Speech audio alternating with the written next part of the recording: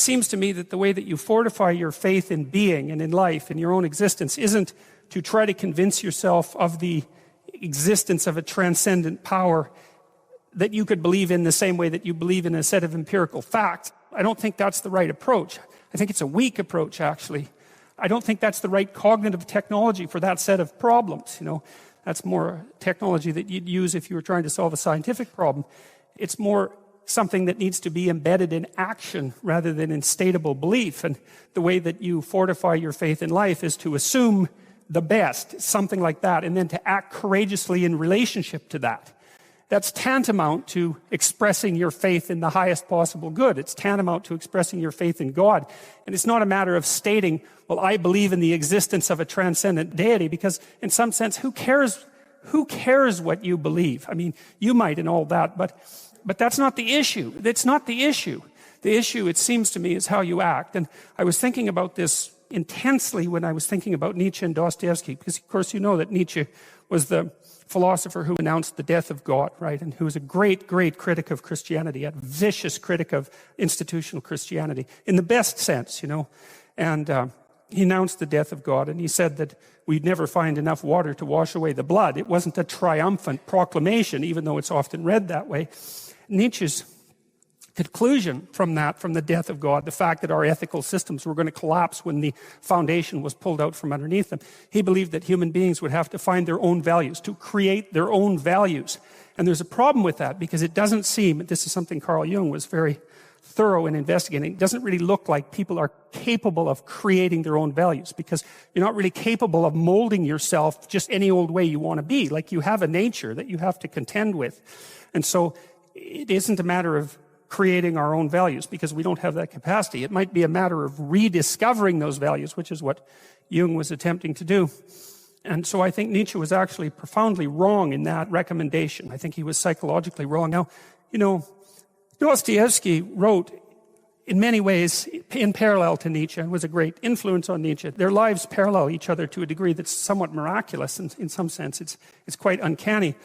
Dostoevsky was obviously a literary figure, whereas Nietzsche was a philosopher, a literary philosopher, but still a philosopher. And Dostoevsky wrestled with exactly the same problems that Nietzsche wrestled with, but he did it in a different way. He did it in a literary manner. And he has this great book, The Brothers Karamazov, and in that book, the hero of the book is really Alyosha, who's a monastic novitiate, a very good guy, kind of not an intellect, but a person of great character, but he has a brother, Ivan, who's his older brother, who's a great intellect and a very handsome soldier and a brave man. And like Dostoevsky's villains, Ivan isn't exactly a villain, but that's close enough.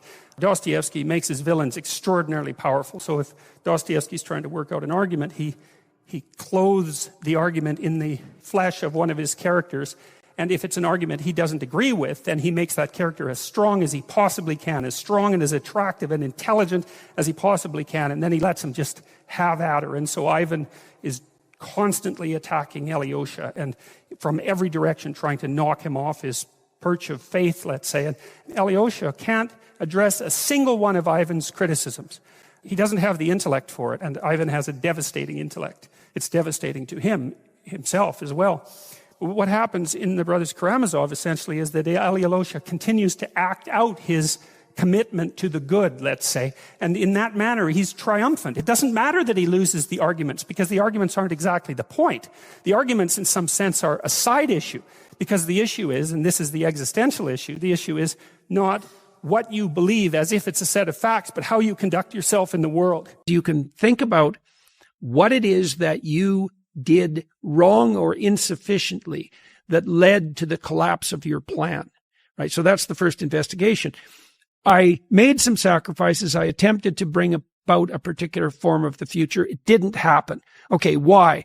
Well, the world is set against me and the cosmos is evil and there's no God and I'm bitter and cynical. That's one potential explanation, right? Poor me. Right. And I'm not trying to be flippant about this, because sometimes people's dreams are quite realistic and they still fail catastrophically. It can be brutal.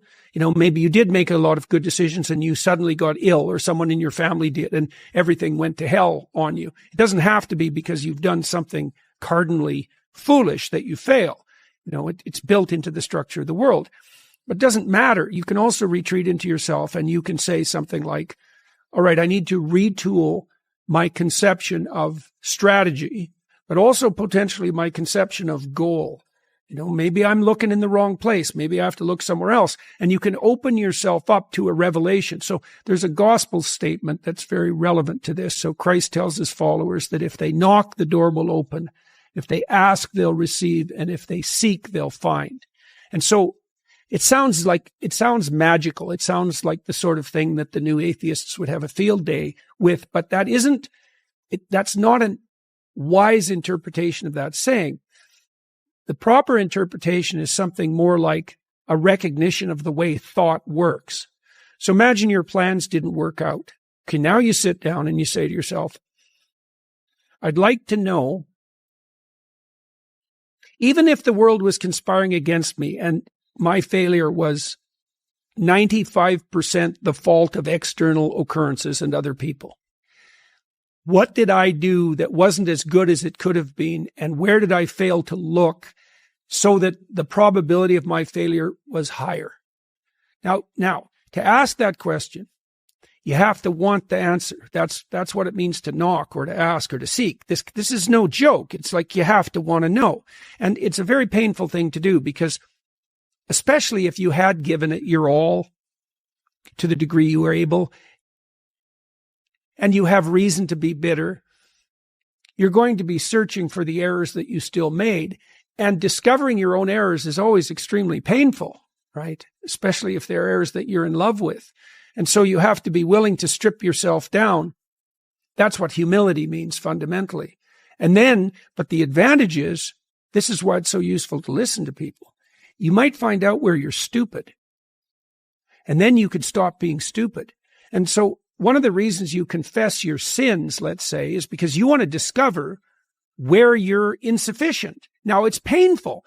It's painful to encounter an impediment in the form of someone else's opinion that might show you where you're blind and ignorant or willfully blind even.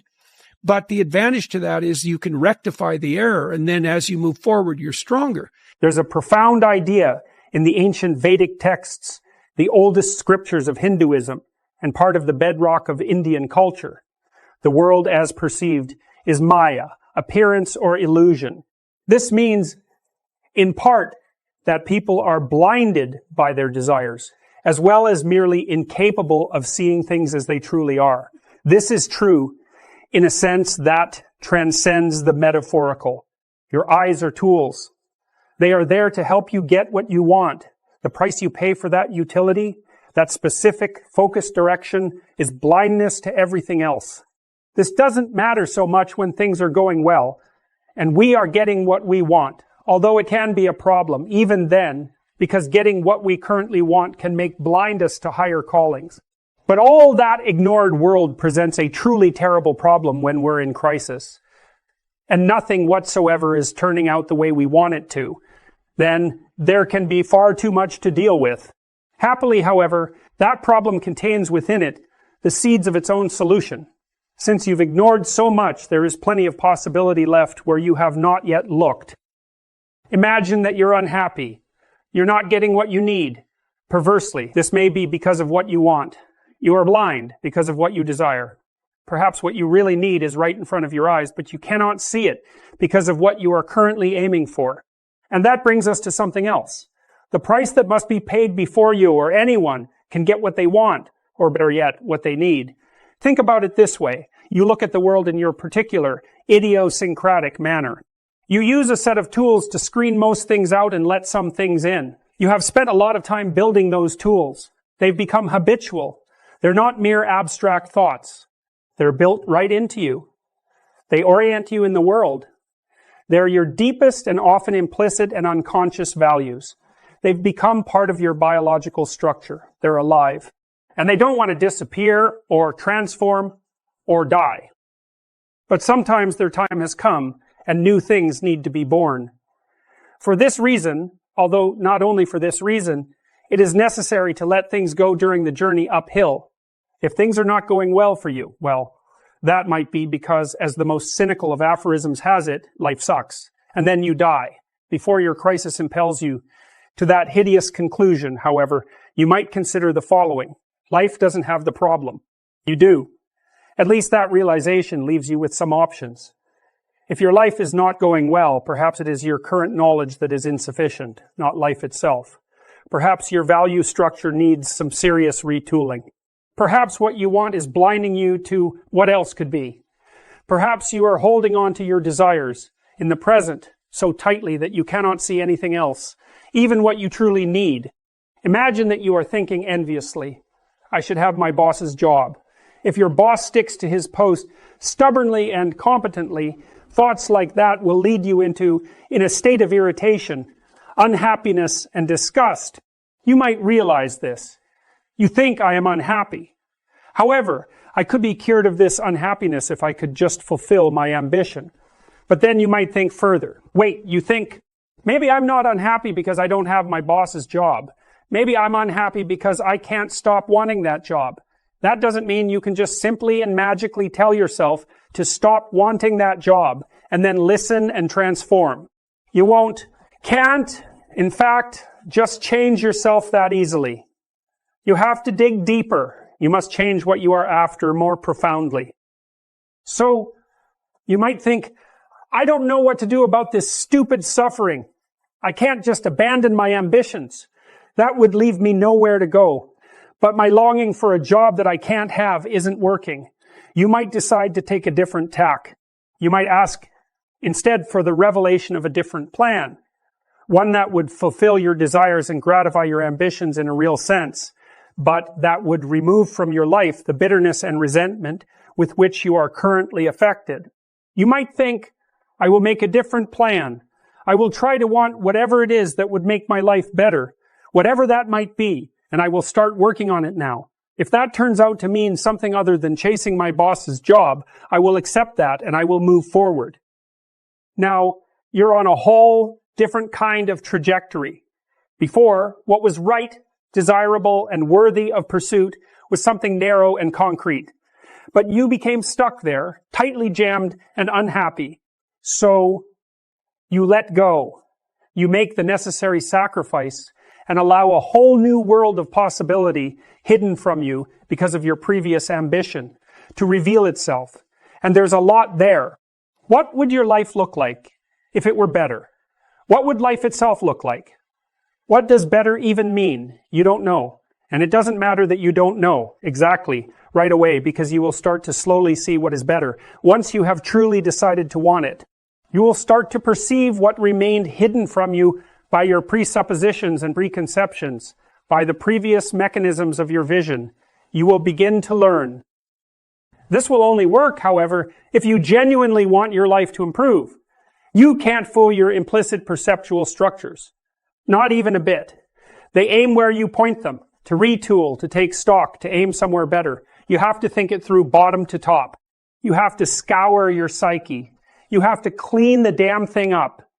And you must be cautious, because making your life better means adopting a lot of responsibility.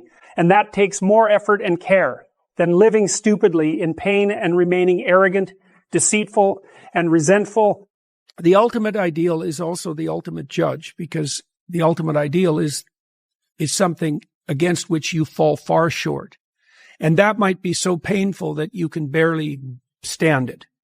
But then what you do is you two things, I suppose, is you lower the ideal and you raise your estimation of your potential.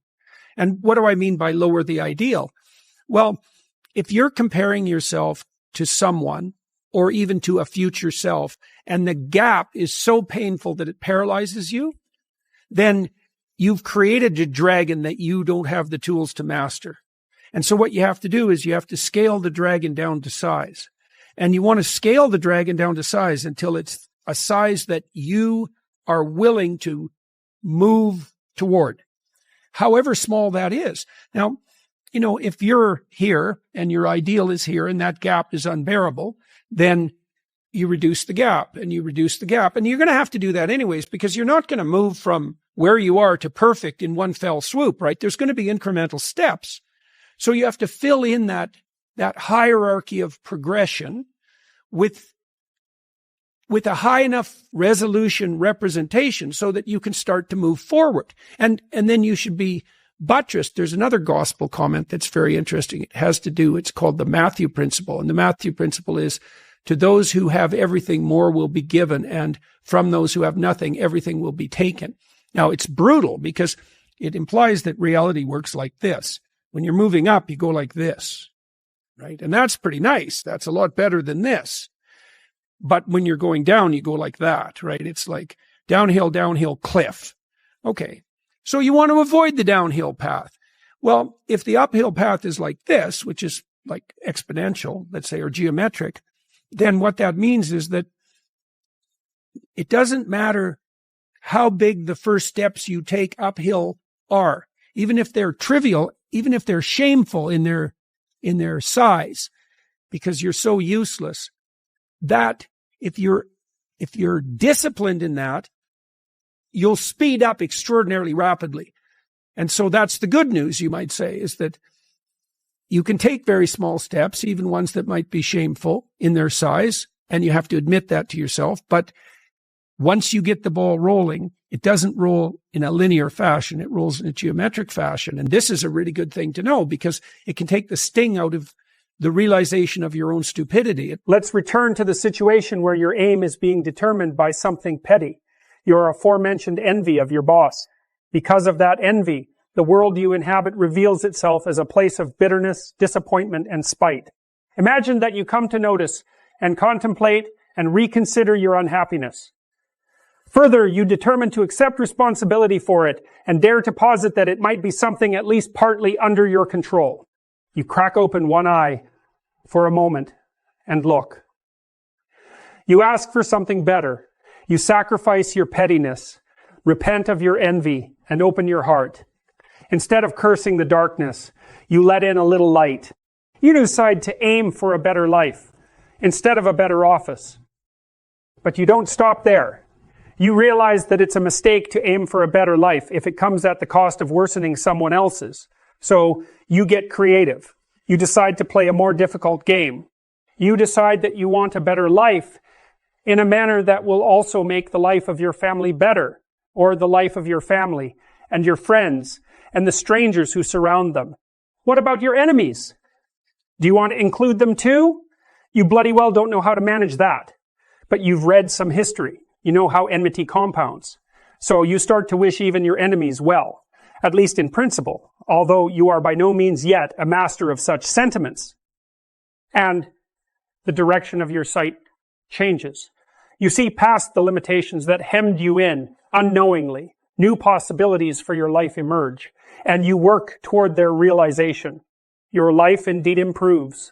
And then you start to think further, better. Perhaps that means better for me and my family and my friends, even for my enemies. But that's not all it means. It means better today in a manner that makes everything better tomorrow and next week and next year and a decade from now and 1,000 years from now and forever. And then better means to aim at the improvement of being with a capital I and a capital B, thinking all of this, realizing all of this.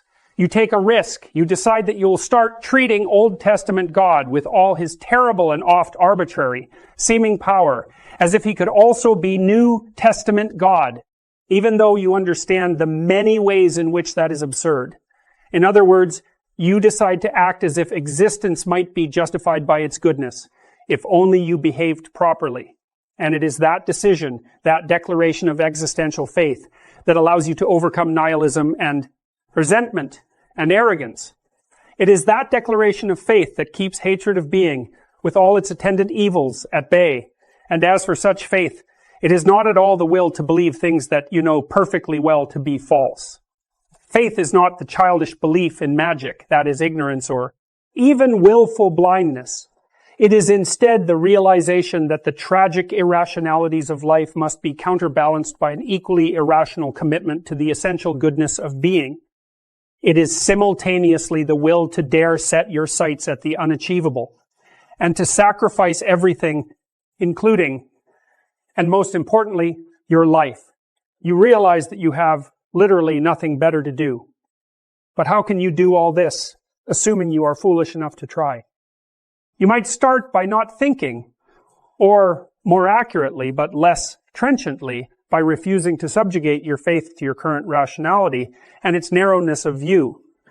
This doesn't mean make yourself stupid. It means the opposite. It means instead that you must quit maneuvering and calculating and conniving and scheming and enforcing and demanding and avoiding and ignoring and punishing. It means you must place your old strategies aside. It means instead that you must pay attention as you may never have paid attention before.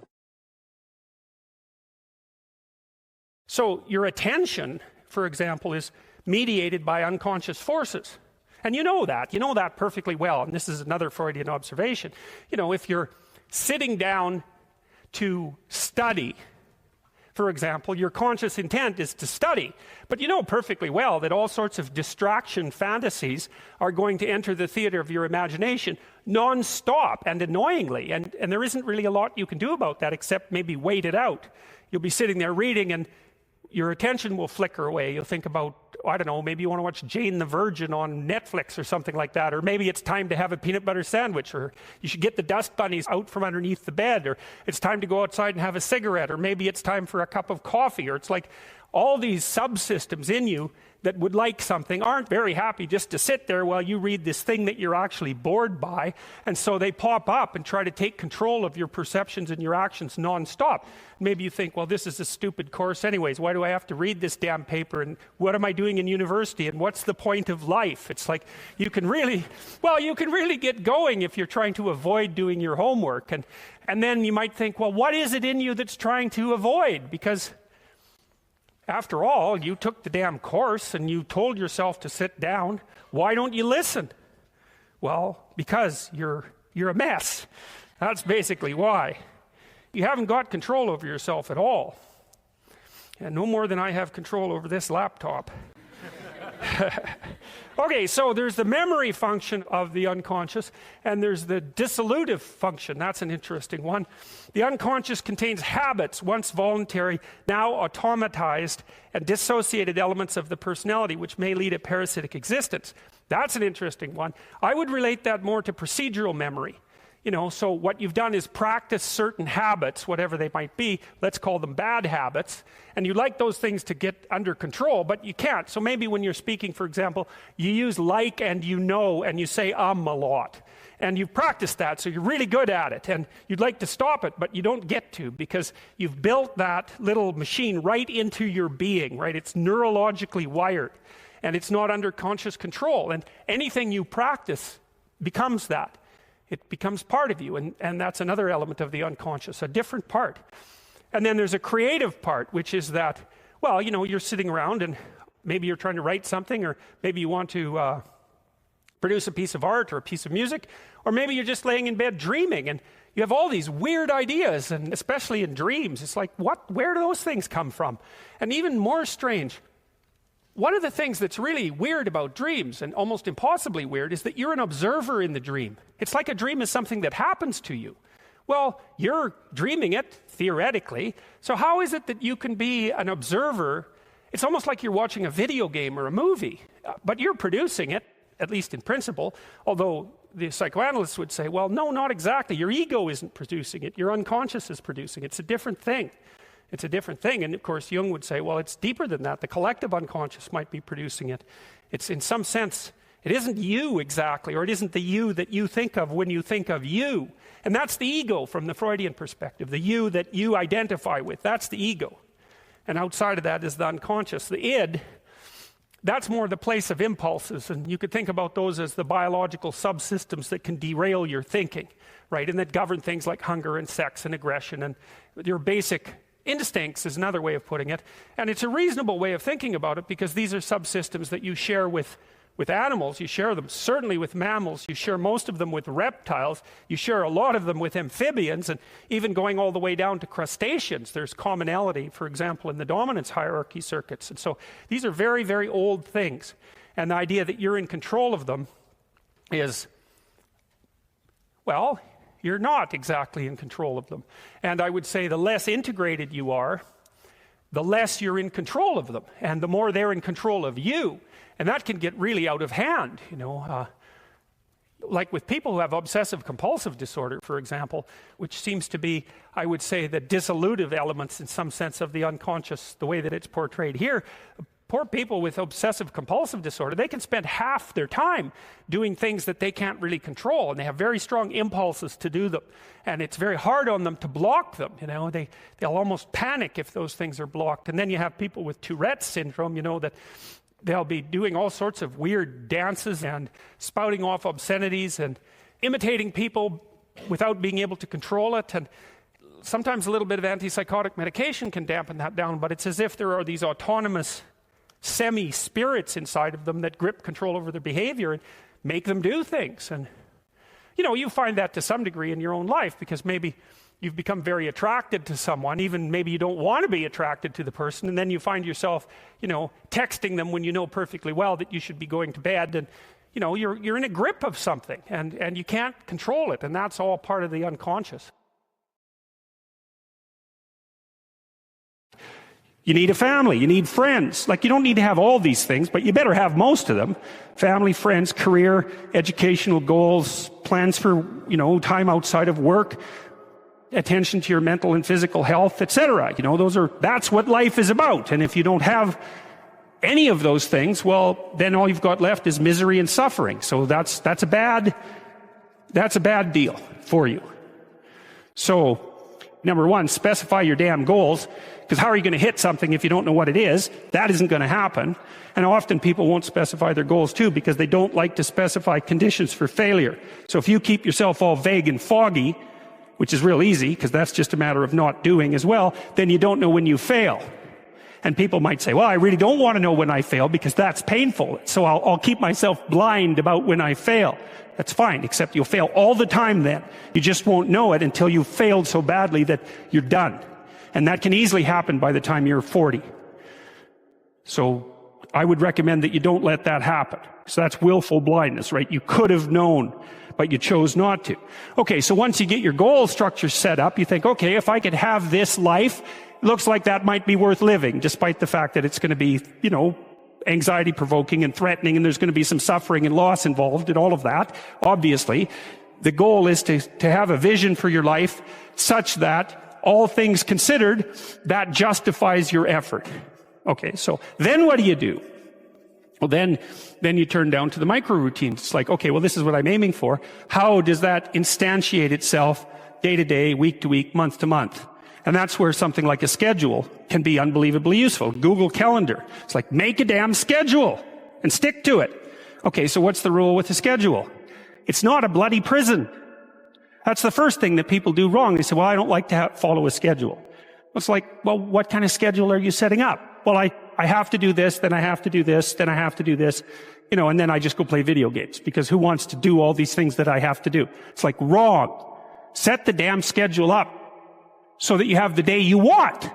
That's the trick. It's like, okay, I've got tomorrow. If I was going to set it up so it was the best possible day I could have, practically speaking, what would it look like? Well, then you schedule that. And obviously there's a bit of responsibility that's going to go along with that, because if you have any sense, one of the things that you're going to insist upon is that at the end of the day, you're not in worse shape than you were than at the beginning of the day, right? Because that's a stupid day. If you have a bunch of those in a row, you just dig yourself a hole and then you bury yourself in it. It's like, sorry, that's just not a good strategy. It's a bad strategy. So maybe 20% of your day has to be responsibility and obligation, or maybe it's more than that, depending on how far behind you are. But even that, you can ask yourself, okay, well, I've got these responsibilities. I have to schedule the damn things in. What's the right ratio of responsibility to reward? And you can ask yourself that, just like you'd negotiate with someone who is working for you. So I want you to work tomorrow. And you might say, okay, well, what are you going to do for me that makes it likely that I'll work for you? Well, you could ask yourself that, So maybe you do an hour of responsibility and then you play a video game for 15 minutes. I don't know, whatever turns your crank, man. But, you have to negotiate with yourself and not tyrannize yourself. Like you're negotiating with someone that you care for, that you would like to be productive and have a good life. And that's how you make the schedule. It's like, and then you look at the day and you think, well, if I had that day, that'd be good. Great. And you're useless and horrible, so you'll probably only hit it with about 70% accuracy, but that beats the hell out of zero. right? And if you hit it even with 50% accuracy, another rule is, well, aim for 51% the next week, or 50.5% for God's sake, because you're going to hit that position where things start to loop back positively and spiral you upward. So that's one way that you can work on your conscientiousness, is plan a life you'd like to have. And you do that partly by referring to social norms. That's more or less rescuing your father from the belly of the whale. But the other way you do that is by having a little conversation with yourself about, as if you don't really know who you are, because you know what you're like. You won't do what you're told. You won't do what you tell yourself to do. You must have noticed that. It's like you're a bad employee and a worse boss, and both of those work for you. You don't know what you want to do, and then when you tell yourself what to do, you don't do it anyways. But, my point is that you have to understand that you're not your own servant, so to speak. You're someone that you have to negotiate with. And you're someone that you want to present the opportunity of having a good life to. And that's hard for people, because they don't like themselves very much.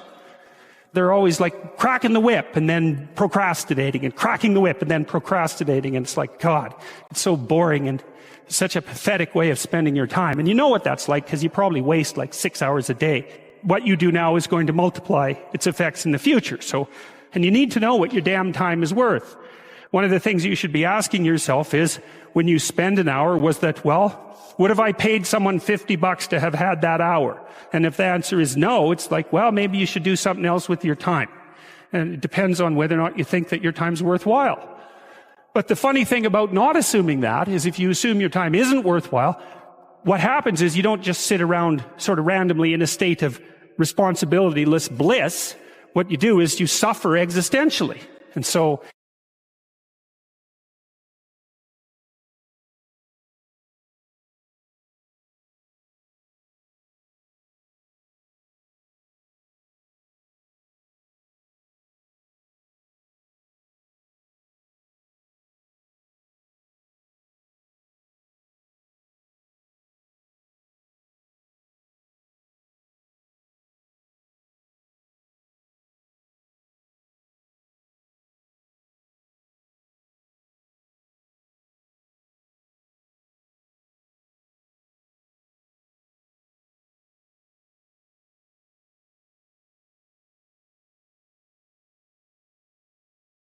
if you take people, and I've told you this, and you expose them voluntarily to things that they are avoiding and are afraid of, that they know they need to overcome in order to meet their goals, their self-defined goals.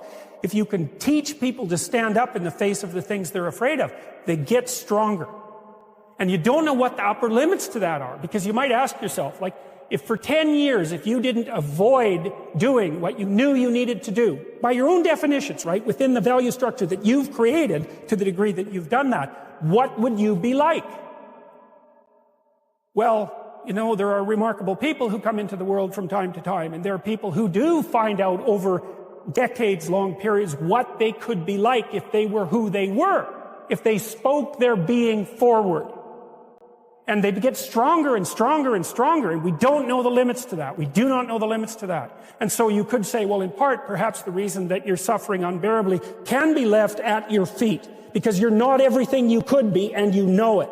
And of course, that's a terrible thing to admit, and it's a terrible thing to consider, but there's real promise in it, right? Because it means that perhaps there's another way that you could look at the world, and another way that you could act in the world. So what it would reflect back to you would be much better than what it reflects back to you now.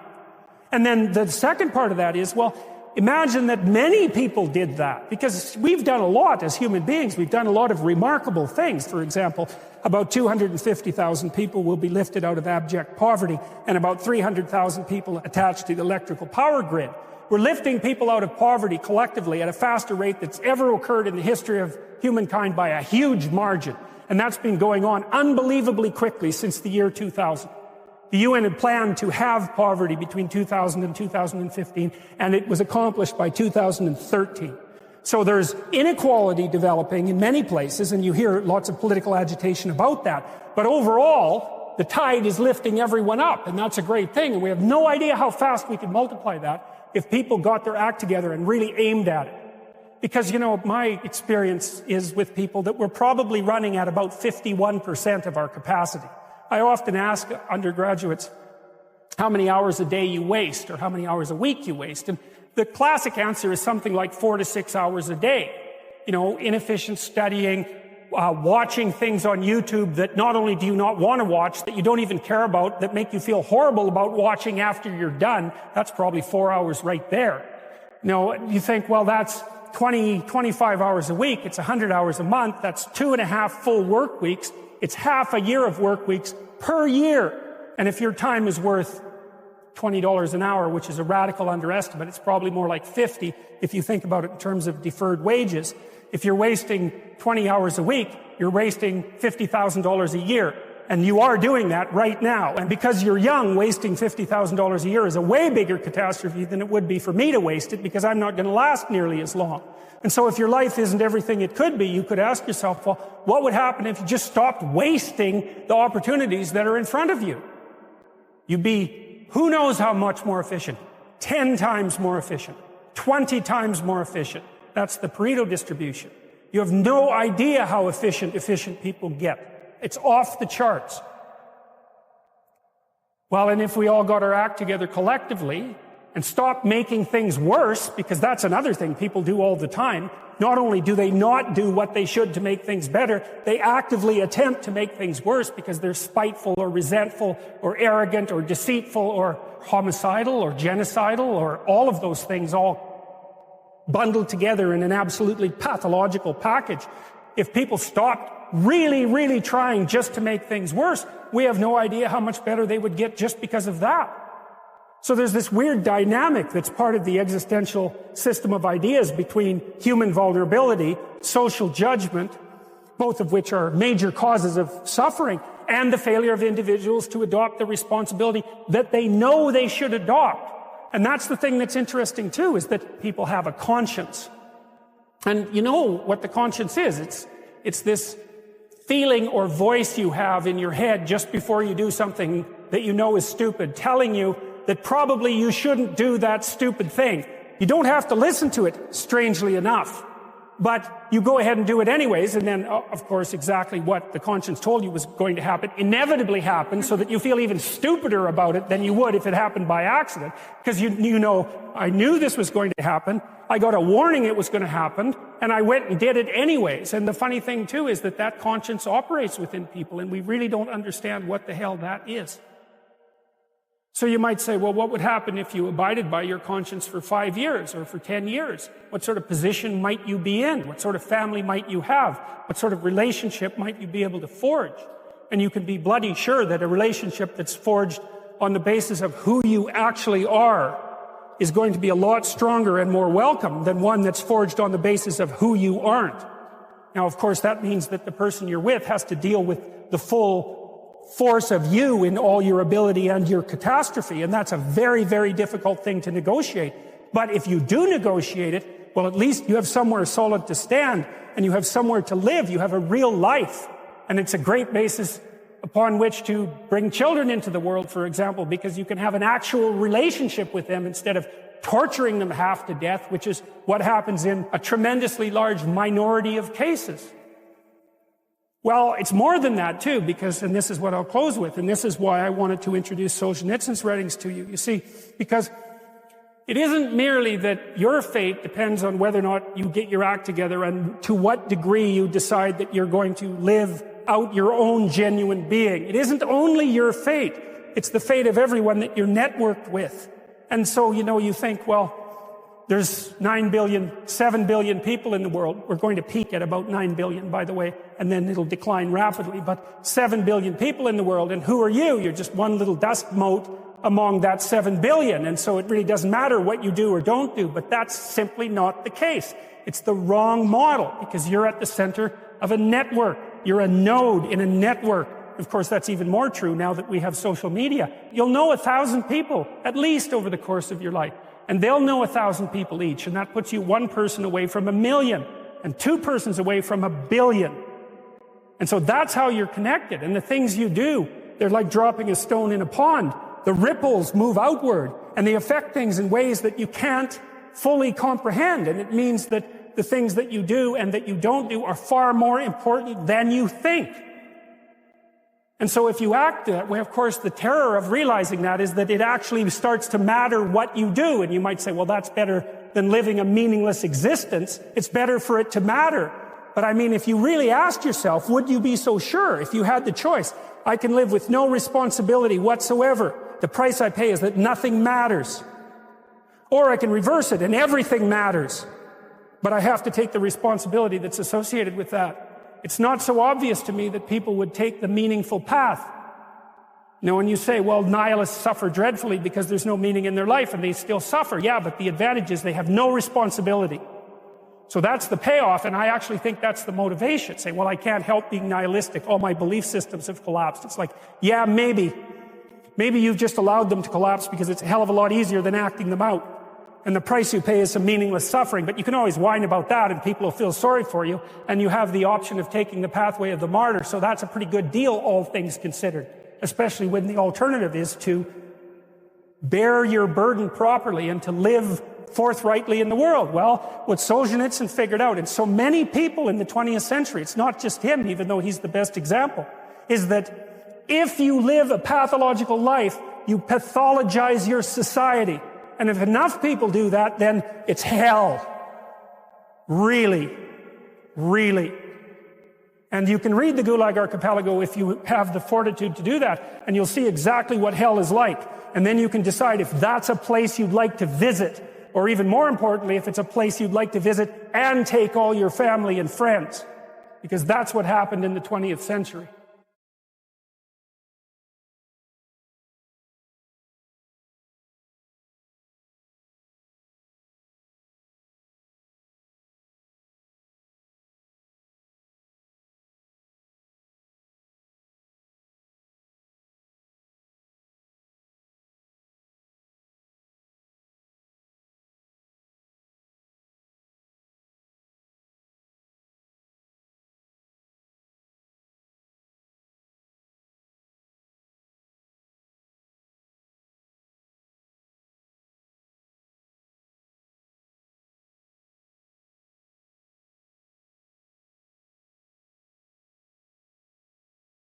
When you're in chaos and you don't know what's going on, then you start imagining what might be going on. And that imagination is partly the world, as it might be, but it's also partly the structure of your unconscious mind, which is producing the fantasies. And so, when you're truly in chaos, then the distinction between your fantasies and reality isn't clear. That's actually part of what constitutes the chaos. So, imagine this. So, you're in a relationship and the person betrays you. And you knew who they were, or at least you thought you did, before that moment. But now, you're looking at them, and you don't know who they are. And you don't know what the past was. And you don't know what the present is. And you don't know what the future is going to be. All of that's been thrown up into the air in a major way. That's traumatic. So much has fallen apart that it's traumatic. So what do you start to do? You start to imagine what might be the situation. The reality is your imagination and the reality at the same time. They're not pulled apart at all. You cannot distinguish between them. So Pinocchio is in this situation that's half fantasy and half reality, in this chaotic state. And he has to go down to find the thing that he least wants to find. He's got this intuition that in facing that thing, that chaos that life really is, that chaos, that he's going to find his father and reunite with him. So you could also say that in some sense it's a decision of faith, I suppose, because you might ask yourself, well, why bother confronting chaos? If chaos is the ultimate reality, then what the hell use is there in facing it? Because it's just going to reveal itself as the ultimate reality and drown you. But the myths always say the same thing. They say, no, if you confront what's really disturbing you, if you really confront it, you do it voluntarily, you're going to find order in it eventually. Or at least that's the only way you're going to find order. Now, it's not like these stories are optimistic, and it's not as if they give you a sure guide to success. That's the other thing. It's not like they're unerringly accurate, because you can be subsumed by chaos that's so total that even if you face it, you're not going to prevail. I mean, that's why people die. That's one way of looking at it anyways. But the mythology basically says this is your best bet. If there's a process that's going to work, this is it. And then you might think, well, the better you do it, the better the chances are of success, or the more consistently you do it, the better the chances of success are. And I think that that's a perfectly reasonable way of looking at it. So anyways, Pinocchio's down at the bottom of the ocean, and every time he says he's trying to find out where Monstro is, and they ask questions to the fish that are down there, but every time they mention Monstro's name, all the fish disappear. And it's like Voldemort, right? He's the guy whose name you cannot say. And Monstro is precisely that. It's the thing that frightens everyone. And so asking questions down there isn't helping very much. And so Pinocchio, what he does is he's calling for his father, and he keeps going deeper and deeper into the depths.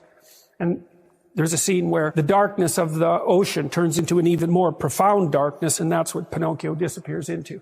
And then we see Monstro. He's in this sort of foggy representation, this huge thing that lies very much at the bottom. And there's no life or anything around him except, I think these are mackerel, but there's no life down there. He's so far down at the bottom of the ocean that there's nothing that's alive down there. And then we go inside the whale, which is of course absurd, and we see that the whale has eaten a boat at some point in the past. This is one whopping whale. And Geppetto is sitting with the kitten, of all things. He's also got that little goldfish bowl full of goldfish with him too, which is quite the feat. Anyways, he's sitting there, and he knows that he's trapped in the belly of the whale too, and that he can't get out. And so that's an interesting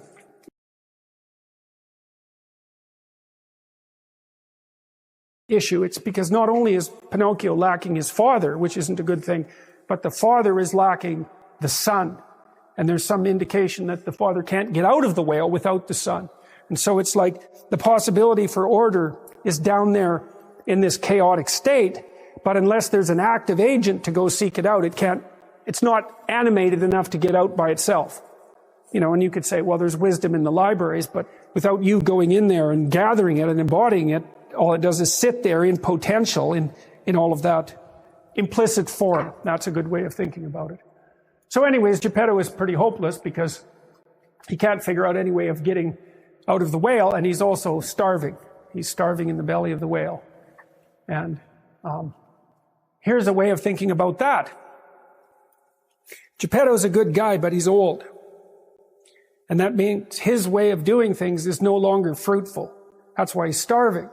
And it's especially not fruitful because he's missing his son. He's missing the active element that the child represents, say the playful and transformative element that the child represents. And so if you get stuck doing something the same old way, at some point it's no longer going to work. Even if it was good at some point, it has to be updated. And it's updated by, let's call it the spirit of youth, or the spirit of attention, or the spirit of play, something like that. The willingness to break boundaries and take risks. And Geppetto is very, very skilled, but he doesn't have that. And that's symbolized by the loss of his son. That's why he was out looking for his son too. He needs him. And so they're in despair down there, trying to fish and not getting anything. And so Monstro wakes up and he opens his mouth and a bunch of water starts to come in. And then you see Pinocchio with the fish. Now, you may remember, and perhaps you don't. I've talked to lots of business people about leadership, and there's a literature on leadership, but it's not a good literature. It's pretty shallow. Partly because it's not that easy to define leadership, and partly because there are different, people have different temperaments, and different temperaments can be leaders. They just do it in different ways. Now, there's something in common about being a leader, though, and I would say one is that if you're an actual leader, you actually know where you're going, right? Because what are you going to do? Lead people in circles? It's like maybe they'll follow you, but you're not a leader. You're just a charlatan. So you have to know where you're going. And then you have to be able to communicate that. And then people have to trust you. So you actually have to be honest, because people aren't that stupid, at least not for a long period of time. And then where you're going has to have some value, because otherwise, why would anyone want to go along with you? And then you might say, well, what are the attributes then that make you a leader? And I would say, well, they're characterological, fundamentally. And this is not naive optimism or casual moralizing. It has nothing to do with that. We know, for example, that conscientiousness, the personality trait, is a good predictor of long-term success in most occupations, not all, but most, and that one of the things that's associated with conscientiousness is that people keep their word, they're trustworthy. And that's certainly one element of a leader, especially across any reasonable amount of time. You have to be able to trust the person. They can even be harsh, right? It doesn't matter, because you can see harsh leaders and kind leaders. But as long as they do what they say they will do, then you can follow them, and you know that the future payoff is secure, something like that. So the idea that characterological development is more important to leadership than being a firstborn, that's a very crucial psychological realization, that it's characterological development that makes you favored of God. And I do think we've forgotten this in many ways, because there isn't a lot of emphasis in our education system on characterological development. And that's very, very surprising to me. I think maybe it's partly because in our fractured society, we can't agree on what constitutes a reasonable characterological goal. So we just throw up our hands and don't educate our kids to any degree at all, especially in schools, about what an admirable person is like, or even let them know that, well, maybe you should actually try to be one, that that's actually the most important possible thing that you could learn, right?